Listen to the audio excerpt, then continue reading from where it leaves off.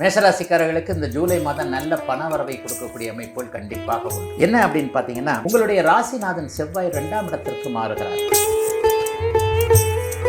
ஜூலை மாதம் பிற்பகுதியில் பார்த்தீங்கன்னா சூரியன் 3ஆம் இடத்திற்கு மாறுவது முயற்சிகள் எல்லாம் நல்ல விதமாக ஏற்படக்கூடிய ஒரு பெரிய மாற்றங்கள் கண்டிப்பாக வரும்.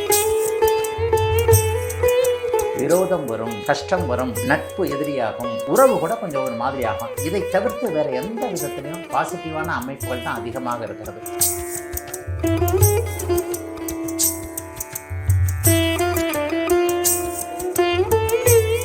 முதல்ல இருக்கக்கூடிய ராசி பார்த்தீங்க அப்படின்னா மேஷ ராசி என்பர்கள் குருஜி. இவங்களுக்கு இந்த ஜூலை மாதம் எப்படி இருக்க போகுது, உங்களுடைய அற்புதமான பலன்களுக்காக காத்துட்டு இருக்காங்க. மேஷராசிக்காரர்களுக்கு இந்த ஜூலை மாதம் நல்ல பண வரவை கொடுக்கக்கூடிய அமைப்புகள் கண்டிப்பாக உண்டு. என்ன அப்படின்னு பார்த்தீங்கன்னா, உங்களுடைய ராசிநாதன் செவ்வாய் 2ஆம் இடத்திற்கு மாறுகிறார்.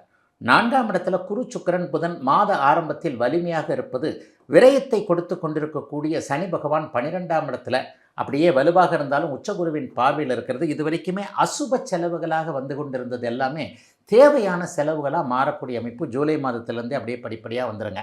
உண்மையிலேயே ஒரு 4-5 மாதத்துக்கு முன்னாடிலாம் பயங்கரமான கஷ்டங்க. வருமானம் ஏதோ வந்தால் கூட மெடிக்கல் செலவு, அந்த செலவு, இந்த செலவுன்னு சொல்லிட்டு ஆளாளுக்கு அப்படியே அவங்கவுங்களோட தகுதிக்கு ஏற்றாற் போல் ஏதாவது கையை விட்டு பணம் போய் கொண்டிருந்த நிலைமைகள் எல்லாம் மேஷராசிக்காரர்களுக்கு இப்போது கையில் இருக்கக்கூடிய அமைப்புகள் கண்டிப்பாக உண்டு.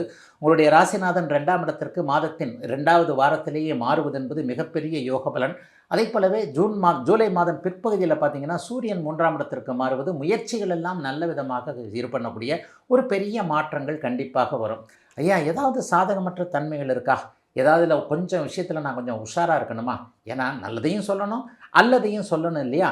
ஆமாங்க, கொஞ்சம் ஓவராக கோவப்படுவீங்க.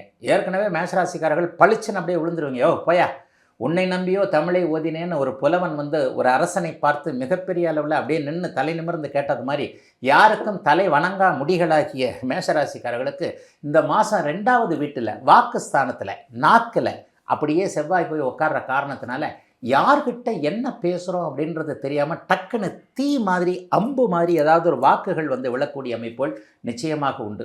ஆகவே கொஞ்சம் பொறுமைன்றது உங்களுக்கு பிடிக்காத ஒரு சமாச்சாரம். மேஷராசிக்காரர்கள் துருதுருப்பானவர்கள். உங்களுக்கு ஒரு மிகப்பெரிய தண்டை என்ன தெரியுங்களா?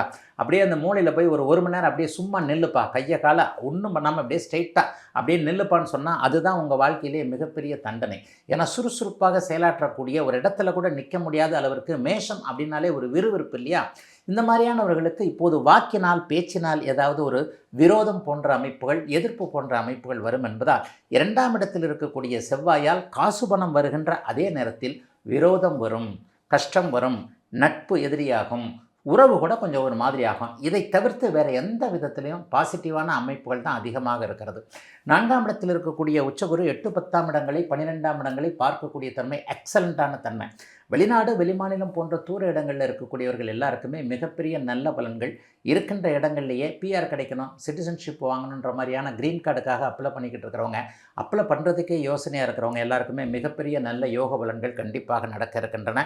திருமணம் சார்ந்த விஷயங்களில் இது வரைக்கும் தள்ளி போயிருந்தவர்களுக்கு நல்ல மன வாழ்க்கை, மிக முக்கியமாக காதலித்தவர்களுக்கு அந்த காதல் பிரேக்கப் எதுவும் ஆகாமல் கல்யாணத்தில் போய் முடியக்கூடிய ஒரு நல்ல தன்மைகள், சிலருக்கு நல்ல அறிமுகங்கள், குறிப்பாக மாணவர்களுக்கு இந்த தடவை என்னென்னலாம் மார்க் போச்சுன்னு நினச்சிங்களோ அதெல்லாம் நல்ல மார்க் வாங்கக்கூடிய தன்மைகள் இருக்குங்க.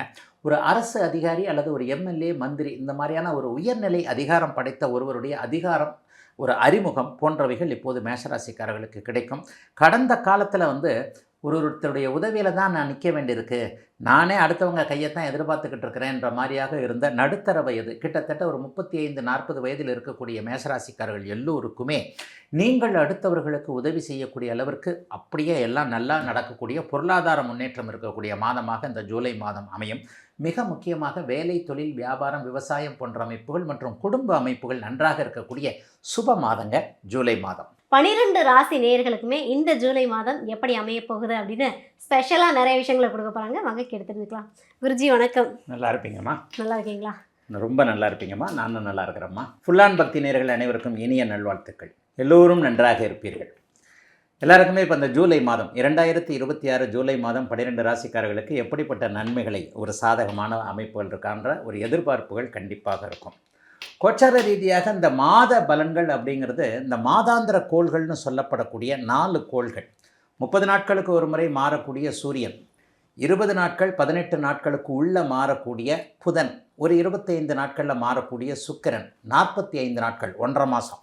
இந்த 4 கிரகங்களும் ஒரு மாற்றத்தை அவ்வப்போது 45 நாட்களுக்கு ஒரு முறை, 30 நாட்களுக்கு, 20-25 நாட்களுக்கு ஒரு முறை மாறக்கூடியது.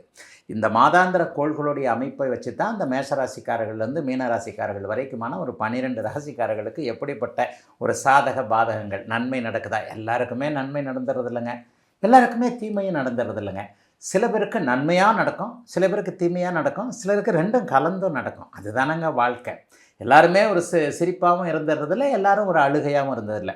சரி, வருடாந்திர கோள்கள்னு சொல்லப்படக்கூடிய மீத கோள்கள் ஏதாவது இந்த ஜூலை மாதம் மாறுதான்னு பார்த்தா, வருடாந்திர கோள்களில் மிக முக்கியமான கோள் 2.5 வருஷம் மாறக்கூடிய, 2.5 வருஷத்துக்கு ஒரு தடவை மாறக்கூடிய சனி.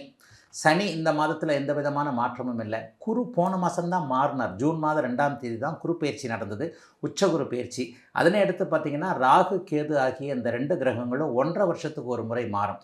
ஆக இந்த கிரகங்கள், இந்த 4 கிரகங்கள் இந்த ஜூலை மாதத்தில் எந்த விதத்திலும் ஒரு பெயர்ச்சி ஆகாமல் அவைகள் இருக்கின்ற இடத்திலே இருக்கின்றன. போன மாதம்தான் குரு பயிற்சி நடந்தது. மற்றபடி இன்னொரு மீதமுள்ள ஒரே ஒரு கிரகம் சந்திரன். இந்த சந்திரன் பார்த்திங்கன்னா ரொம்ப ஸ்பீடு கிரகம். ஒரு நாளைக்கு ஒரு நட்சத்திரன்ற வீதியில் 2 நாளைக்கு ஒரு தடவை அவர் தான் மனிதர்களை இயக்கி கொண்டிருக்கக்கூடிய ஒரு அமைப்பு. சூரியன் இப்போது மாறுகிறார். ஆம், ஜூலை மாதத்தில் 15ஆம் தேதிக்கு பிறகு சூரிய மாற்றம் கண்டிப்பாக உண்டு. மிதுன வீட்டிற்கு மாறுவார். முக்கியமான பயிற்சி எதுனா இருக்கா? ஆமாங்க, ஃபஸ்ட்டு வாரத்திலேயே செவ்வாய் மாறுறார்.